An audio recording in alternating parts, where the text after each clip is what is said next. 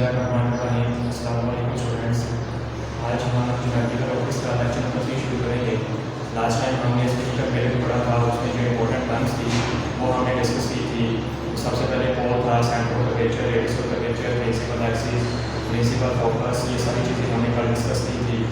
आज उसे हम आगे पढ़ाई शुरू करेंगे। उसके बाद में हमारा टॉपिक का है characteristics of focus of A concave mirror end of a convex mirror. तो फोकस क्या था, प्रिंसिपल फोकस क्या था, मैंने आपको बताया था कि जब कंकेव मिरर से रोशनी की रेज रिफ्लेक्ट होकर एक पॉइंट एफ पर जाकर इकट्ठी होती है, मिलती हैं, कन्वर्ज होती हैं, उस पॉइंट को हमने क्या नाम दिया हुआ था, प्रिंसिपल फोकस का। तो आज हमें ये लिखना है कि कंकेव और कन्वेक्स मिरर के फोकस की जो कैरेक्टरिस्टिक्स हैं वो क्या चीज़ है। आपको कोई टेबल बना होगा वो आपने याद करना है। मैं आपको समझाता हूँ कि इसका फोकस क्या था। लास्ट टाइम हमने प्रिंसिपल फोकस को डिस्कस किया था। प्रिंसिपल फोकस में आपको बता देता हूँ कि जब रोशनी की रेज कंकेव मिरर से टच होती हैं तो एक मॉनिटर पैन में से गुजरती हैं। जैसे कि रोशनी की रे आ रही है, ये भी रोशनी की रे आ रही है, यहाँ से रिफ्लेक्ट होगी और यहाँ पर आकर मिलेंगी। यहाँ से रोशनी की रे आएगी और जैसे रिफ्लेक्ट होने के बाद इस पॉइंट पर आकर मिलेंगी। इसी वजह से यहाँ से रोशनी की रे आएगी और रिफ्लेक्ट होने के बाद इस पॉइंट में से गुजरेंगी। इसी तरीके से रोशनी की रे ये आ रही है, कंकेव मिरर से रिफ्लेक्ट होने के बाद पॉइंट एफ में से गुजरेगी। सिमिलरली लास्ट वाली आएगी इधर से रिफ्लेक्ट होगी और इस पॉइंट में से गुजरेगी। इस पॉइंट को हमने नाम दिया हुआ था प्रिंसिपल फोकस का। तो प्रिंसिपल फोकस क्या देखिए, कंकेव मिरर में कंकेव मिरर क्या था कि ऐसा मिरर जिसकी अंदरूनी गहरी सतह रिफ्लेक्ट होती है उसको हमने क्या नाम दिया है, कंकेव मिरर। तो इसका जो फोकस है वो देखें मिरर के फ्रंट पे बन रहा है। देखिए ये मिरर क्या है, बिहाइंड पर, ये क्या है मिरर का फ्रंट। तो यहाँ से रोशनी की रे रिफ्लेक्ट होने के बाद इस पॉइंट तक मिलती है। तो इसका जो फोकस है वो कहाँ बन रहा है, मिरर के फ्रंट पर, मिरर के सामने। तो इसलिए हमने लिखा हुआ है कि जो कन्वेक्स जो कंकेव सॉरी जिसे हमने कंकेव लिखा था, तो कंकेव मिरर का फोकस होता है, कंकेव मिरर का जो फोकस होता है, focus lies in the front of the concave mirror. तो कंकेव मिरर का जो फोकस होता है उसके फ्रंट पर क्या करता है, लाइज करता है।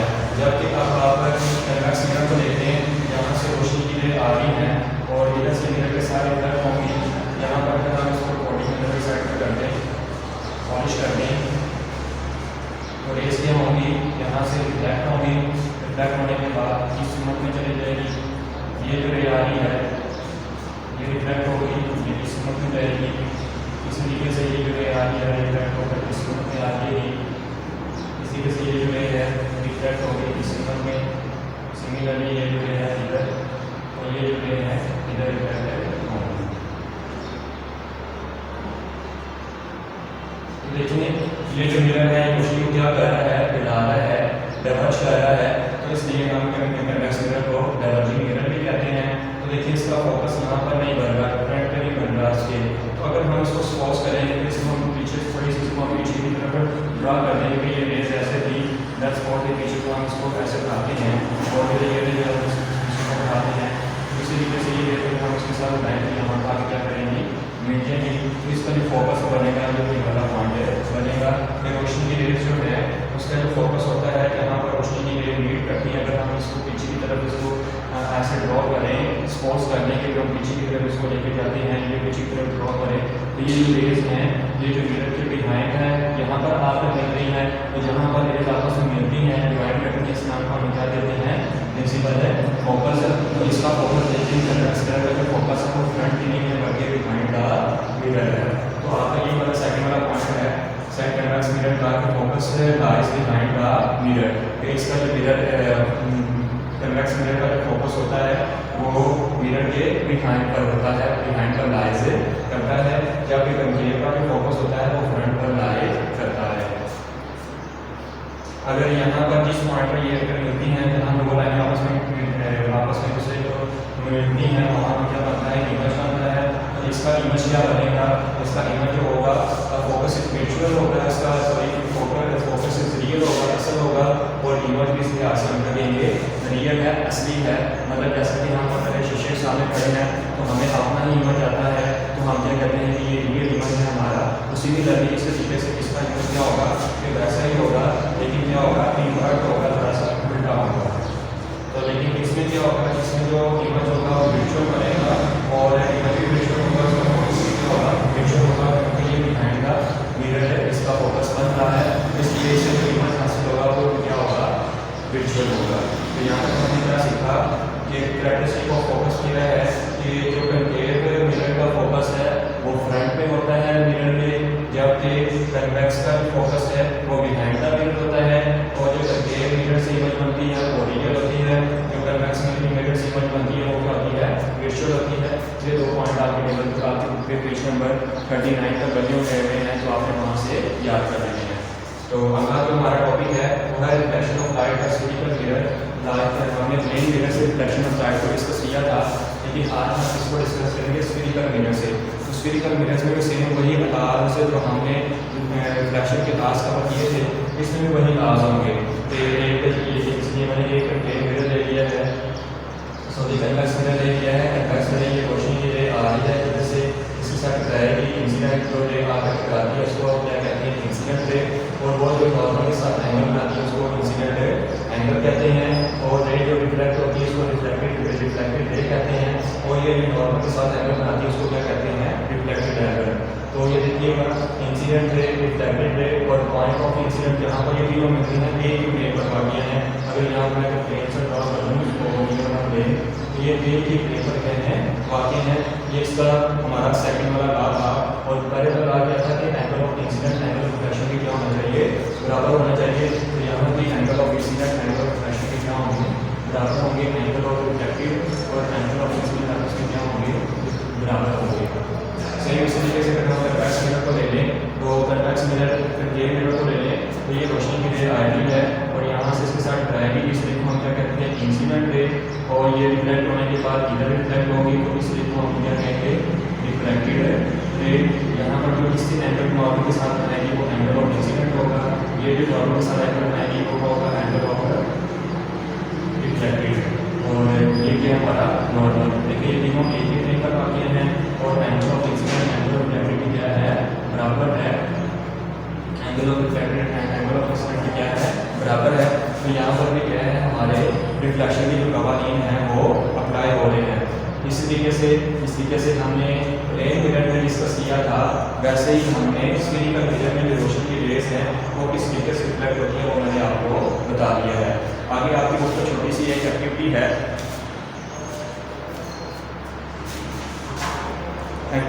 टेक अ कन्वेक्स मिरर और a ball points the spoon using outside of the spoon with the convex surface plugging outward and hold it one hand, hold a pencil with it keeps upright position in other hand, try to look at its image in the mirror, is the image is directly inverted। अच्छा वो कह रहा है कि आप एक अपना हाथ में स्पून लें, स्पून के सामने आप एक पेंसिल रखें, उसके टिप का इमेज हासिल करें स्पून के अंदर, तो वो बताएं कि वो इमेज इन्वर्टेड होगी, अपराइट होगी, रियल होगी या वर्चुअल होगी। तो वो सारी चीज़ें हम आगे इमेज वाइब्रेशन और स्फेरिकल मिरर में हमें फ़ौरन पता चल जाएगा जब हम उसको पढ़ेंगे कि अगर ऑब्जेक्ट कहाँ पर रखा जाए और कहाँ पर हमें इमेज हासिल होगा, तो हम इसे अगले टॉपिक के अंदर पढ़ते हैं। तो इसके नीचे का टॉपिक देखें, image rotation by spherical mirror formula. तो उसमें छोटा सा पैराग्राफ लिखा हुआ है, how can we tell about the nature of image, कि हम किस तरह का इमेज की नेचर को बता सकते हैं कि वेदर इमेज इज रियल और imaginary in what is detect, कि इमेज इमेजिनरी है या रियल है, सीधी है या उल्टी है from a mirror. How can we tell about the size of image compare with the size of object, कि इसका साइज क्या होगा। To answer these question one method graphically ray diagram. तो ये ग्राफिकली रे डायग्राम मैंने आपको समझाने की कोशिश की है, जो कि आपकी बुक में सिर्फ थ्योरी की फॉर्म में उसने एक मिसाल दे दी थी, लेकिन मैंने उसको बज़ाहिर डायग्राम के जरिए बताया है कि किस तरीके से इमेज ऑब्जेक्ट कहाँ पर रखें और कहाँ पर हमें इमेज हासिल होगा, और वो इमेज की नोयत क्या होगी, रियल होगा या वर्चुअल होगा। आइए देखते हैं। तो सबसे पहले आपको सेंटर ऑफ कर्वेचर का पता होना चाहिए। मैंने आपको बता दिया था कि स्फेरिकल मिरर जिस स्फीयर का हिस्सा होता है उसके सेंटर पॉइंट को हम कहते हैं सेंटर ऑफ कर्वेचर, और फोकस पॉइंट क्या होता है जहाँ पर रोशनी रिफ्लेक्ट होने के बाद एक पॉइंट आपका इकट्ठी होंगी, उस पॉइंट को हम क्या कहते हैं प्रिंसिपल फोकस। और जो स्फीरिकल मिरर का जो सेंटर पॉइंट होता है उसे हम क्या कहते हैं पोल। कर्व मिरर का जो सेंटर पॉइंट होता है उसे हम कहते हैं पोल। तो आइए हम सबसे पहले एक इमेज देखते हैं कि ऑब्जेक्ट को मुख्तलिफ प्लेस पर मुख्तलिफ जगहों पर रखेंगे और देखेंगे कि इसकी इमेज कहाँ बन रही है और वो कैसी बन रही है। तो देखिएगा, तो सबसे पहले मैंने जो ऑब्जेक्ट इस प्लेस से बियॉन्ड द सी, फिर जब मैंने जो ऑब्जेक्ट है वो सेंटर ऑफ पिक्चर से बियॉन्ड रखा है, पीछे रखा है। ऑब्जेक्ट कौन सा है कि दैट्स व्हाट मैंने एक ये कैम लिया हुआ है, इसका जो टिप है इसका इमेज मैंने हासिल करना है। इस ऑब्जेक्ट को मैंने नाम दे दिया ए और बी का। अब यहाँ पर अगर हम इसके ऊपर रोशनी गिराएं, रोशनी की टेप गिराएं, तो यहाँ से जो रे आएगी इसके टिप से ऐसे गुजरेगी, गुजरने के बाद गेम में से कट होने के बाद पॉइंट एम में से गुजरेगी। अब हम दूसरी रे लेते हैं।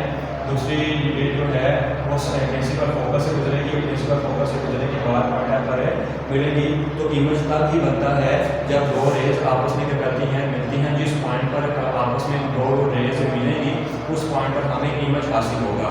तो देखें, एक ये रे जारी है और रोशनी की रे ऐसे मिनट से रिफ्लेक्ट होगी और पॉइंट एम में से गुजरेगी। दूसरी रे जो रे है वो हमेशा किसमें से गुजरेगी, फोकस पॉइंट में से गुजरेगी और रिफ्लेक्ट होकर इधर बाकी इससे ड्राइव रिफ्लेक्ट है और जगह देखने के लिए रे आ रही है और दूसरी रे ये है जिससे रिफ्लेक्ट हुई इस पॉइंट पर आकर मिली है। तो यहाँ पर हमें क्या हासिल हुआ, इमेज हासिल हुआ। तो देखिए यहाँ पर ए भी इमेज हासिल था, लेकिन यहाँ पे हमारे पास ए डैश और बी डैश इमेज हासिल हुआ है। ये लिखने का मकसद है कि यहाँ पर इमेज सीधा था, यहाँ पर क्या हो गया है, उल्टा हो गया है और पहले की निस्बत क्या हो गया है, छोटा इमेज का साइज का हो गया है, छोटा हो गया है। लेकिन इमेज का असल शेप वही है, रियल इमेज है, लेकिन उल्टा हासिल है हुआ है। और इमेज बना कहाँ है, सी और एफ के दरमियान, यानी सेंटर ऑफ द पिक्चर और फोकस पॉइंट के सेंटर में। तो ये मैंने लिखा है कि जब जिस्म को हम सेंटर ऑफ पिक्चर से पीछे रखते हैं, beyond the centre of picture beyond the C रखते हैं, तो इमेज जो है वो सी और एफ यानी सेंटर ऑफ द पिक्चर और फोकस पॉइंट के दरमियान बनता है, साइज में छोटा होता है और उल्टा होता है। तो ये मैंने लिखा है तो जो इमेज है, इमेज फॉर्म होती है, इमेज जो है कहाँ हासिल होगा, इमेज बिटवीन एफ एंड सी, यानी एफ और सी के दरमियान इमेज हासिल होगा।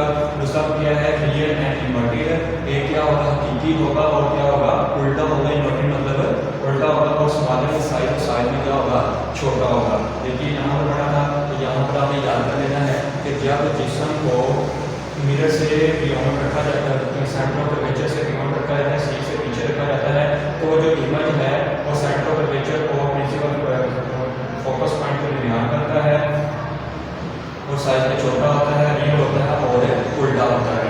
अब हम क्या करेंगे, इसकी प्लेस को चेंज करेंगे। अब हम इसको दूसरी प्लेस पर लेके जाएंगे, सी पर। तो ये देखिएगा, मैं तो ऑब्जेक्ट प्लेस एट सी, जब हम जिस्म को पॉइंट सी पर रखेंगे तो आप इमेज कैसा हासिल होगा, उसकी कैसे मदद होगी, उसकी साइज पर क्या फर्क पड़ेगा।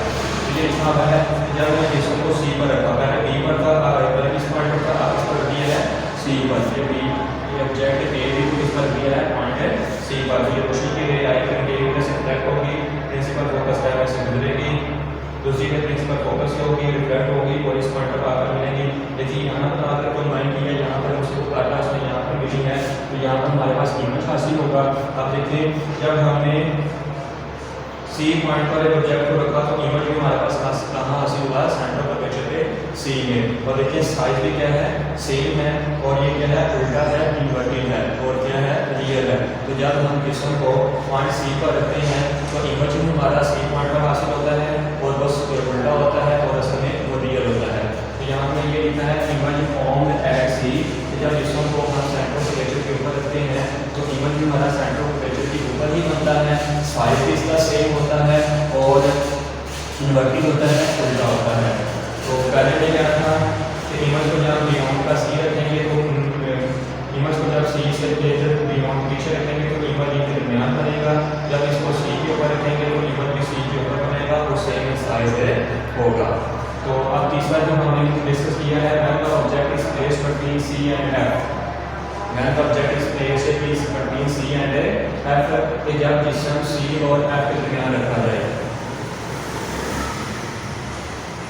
तो अब मैंने ऑब्जेक्ट को पकड़ा और मैंने सी पर रखा था, आप इसमें सी और एफ दिया ऑब्जेक्ट को, और या मैं इसी एक पॉइंट को रखूँगा कि ये रोशनी की रे आई और इसे रिफ्लेक्ट कराने के बाद ऐसे रिफ्लेक्ट होगी और इसे चली जाएगी। तो ये दूसरी जो रे है वो प्रिंसिपल फोकस में गुजरेगी और करके इसे रिफ्लेक्ट होगी और वापस इस पॉइंट पर आकर मिलेगी। या देखिए अब यहाँ पर मिल रही है कि ये वाली रिफ्लेक्ट दो रेज जो आ रही है बड़े रेज दूसरी रेज इस पॉइंट पर मिल रही है, इमेज हमें हासिल होगा और क्या होगा उल्टा हासिल होगा। अब देखिए यहाँ पर इमेज का साइज कितना सा है, लेकिन जब रिफ्लेक्ट होने के बाद क्या बन गया, इसका साइज बड़ा हो गया। तो हम क्या करेंगे कि जब जिस्म को सेंटर ऑफ कर्वेचर और प्रिंसिपल फोकस के दरमियान रखते हैं वो जो इमेज बनता है वो लॉग इन साइज बनता है, इन्वर्टेड होता है और बियॉन्ड द सी होता है, सी के पीछे बनता है। ठीक है, क्योंकि मैं आपको बता दूँ ये मैं लिखा भी हुआ है इमेज फॉर्म बियॉन्ड द सी। ये जो इमेज है वो सी के बियॉन्ड बनेगा, उसका क्या होगा रियल होगा और इन्वर्टेड होगा और बात करते हैं साइज क्या होगा, लार्ज होगा, लार्ज है साइज है। अब तीसरे बार हमारा पॉइंट है वो क्या है, एन ऑब्जेक्ट प्लेसर एफ है। पहले हमने किस पर रखा था बियॉन्ड द सी, फिर हम किस पे आगे सी पर, फिर सी और एफ के दरमियान अब किस पे आगे हम एफ पर जिस्म को रखेंगे। तो जब जिस्म को एफ के ऊपर रखेंगे ये देखिएगा यहाँ से रोशनी की रे आएगी और प्रिंसिपल फोकस से ऐसे बदल जाएगी। दूसरी जो रेज है क्योंकि आपको जिस्म हमने प्रिंसिपल फोकस के ऊपर रखा हुआ है, आपको हमारी दूसरी रेज है वो यहाँ से थोड़ी यहाँ पे गुजरेगी। तो इस सूरत में जो है कैसे को गार्ड करते हैं तो जो रोशनी है सेंटर ऑफ इससे वापस से रिफ्लेक्ट होगी, इस पॉइंट पर दिखाएगा वापस से रिफ्लेक्ट हो जाएगी। देखिएगा ये जो दो रेज हैं एक ऊपर वाली और एक नीचे वाली रोशनी की रेज है किसी पॉइंट पर जाकर मिल रही है, डेफिनेटली नहीं मिल रही क्योंकि हमने जहाँ पे शो नहीं किया। जब तक ये दो रेज नहीं मिलेगी तो इमेज हमें कैसे हासिल होगा, तो इसे हम क्या कहेंगे कि इमेज जो है हमारे पास यहाँ पर हासिल है नहीं होता, लेकिन हम अगर इसको पीछे की जाने एक्सपोज कर दें तो हमें पीछे भी जाकर इसका इमेज हासिल नहीं होगा। तो अब हम आ जाते हैं लास्ट का पॉइंट कि जब हम जिस्म को ऑब्जेक्ट को प्रिंसिपल फोकस से आगे रखते हैं यानी एफ और पी के दरमियान, एफ और पी के दरमियान जब ऑब्जेक्ट को रखेंगे तब इमेज पर क्या इफेक्ट पड़ेगा और इमेज का साइज क्या होगा और इमेज कहाँ बनेगा और उसकी मोटिव कैसी होगी। तो देखिएगा अब मैंने जो ऑब्जेक्ट है एफ और पी के दरमियान यानी पोल के दरमियान रखा हुआ है, तो यहाँ से जो प्रिंसिपल यहाँ पर जो होने के बाद उसको तो प्रिंसिपल फोकस से गुजरना चाहिए था, लेकिन यहाँ पर तो हमें यहाँ पर वापस नहीं आएगी बल्कि वो वापस से उसी सीमा में रिफ्लेक्ट होगी और सेंटर ऑफ कर्वेचर की तरफ आएगी। तो ये दूसरी जो रेज है वो पोल से टकराएगी और वापस रिफ्लेक्ट होगी। आप देखिए यहाँ पर तो इमेज बहुत ज़्यादा डिफरेंस आ गया है, तो पहला रेज जा रही है, जब रेज पैरेलल जा रही हो तो वो तो आपस में टकराएंगे नहीं, मिलेंगे नहीं, जब तक मिलेंगे तो इमेज हासिल नहीं होगा। अगर हम इसको सपोज करने हम पीछे की तरफ इसको बढ़ाते हैं, पीछे की तरफ इसको सुपरपोजिशन करते हैं ये डॉटेड लाइन में, तो इसकी जो इमेज है वो हमें स्क्रीन के पीछे कहीं जाकर मिलेगी। तो देखिए वो कितनी साइज में क्या है बड़ी है। तो एक तो क्या हो गया इमेज जो है हमें बिहाइंड द मिरर मिल रही है और दूसरा क्या है वो जैसी इमेज थी जैसा कि ए और बी है इधर की ए और बी मतलब जैसी इमेज थी वैसे ही इन्वर्टेड नहीं मिला बल्कि डायरेक्ट मिली है, सीधी मिली है। बाकी केसेस में हमें डायरेक्ट मिल रही थी, इन्वर्टेड मिल रही थी यानी उल्टी मिल रही थी, लेकिन इसमें इसकी क्या है हमें सीधी इमेज हासिल हो रही है। तो कहीं किसी पॉइंट पर इसका हम क्या रिजल्ट निकालेंगे कि जब हम बॉडी को प्रिंसिपल पोल और फोकस पॉइंट के दरमियान रखते हैं तो इमेज बिहाइंड द मिरर हासिल होती है और रियल होती है और इरेक्ट होती है। लेकिन बाकी केसेस में क्या थी कि जब हमने बियॉन्ड का सी रखा था इमेज हमें इस पॉइंट पर हासिल हुई थी, जब हमने सी पर रखा तो इमेज भी हमें सी पर हासिल हुई थी, और जब हमने ऑब्जेक्ट को सी और एफ के दरमियान रखा था तो इमेज हमें बियॉन्ड द सी मिली थी, और जब हमने ऑब्जेक्ट को इसका फोकस पर रखा था तो हमें इमेज हासिल होती ही नहीं क्योंकि वो क्या नहीं मिली थी। तो इमेज हमें कब हासिल होती है जब रेज आपस में कंबाइन करती हैं, जुड़ती हैं, उसको कट करती हैं, वहाँ पर जाकर इमेज हासिल होती है। ये कुछ हम जाने प्रॉपर्टीज थी इमेज नोटेशन की। ये आपकी बुक के पैराग्राफ इसका जो लिखा हुआ है जो मैंने आपको पहले ही बता दिया है, तो उसने मिरर फार्मूला नीचे लिखा हुआ है उससे ऊपर वाला पैराग्राफ उसने इसका थ्योरी का है। वो कहा कि one method is graphically ray diagram, मैंने आपको ग्राफिकली रे डायग्राम की मदद से सारा बता दिया है।